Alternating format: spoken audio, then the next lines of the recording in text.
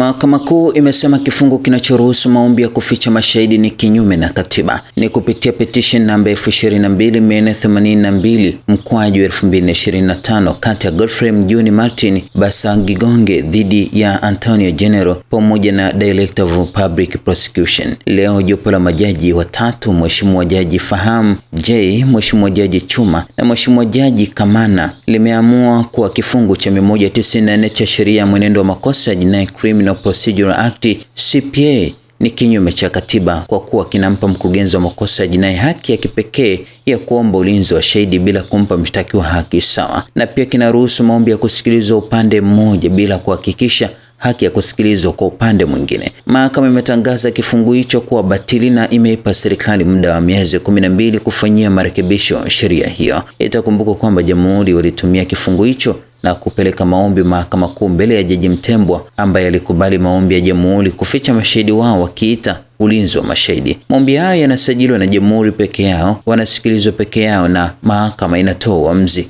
Angalau leo Mahakama Kuu imetaka kwamba kifungu hicho ni kinyume na katiba, alisema Gaston Shundo Garubindi ambaye ni mkurugenzi wa sheria na masuala ya haki za binadamu ndani ya Chama cha Demokrasia na Maendeleo Chadema. Ifahamikia kwamba pia mashahidi wa siri wamekuwa wakitumika katika kesi maarufu nchini Tanzania, kesi inayomkabili mwenyekiti wa Chama cha Demokrasia na Maendeleo Chadema ndugu Tundu Lissu.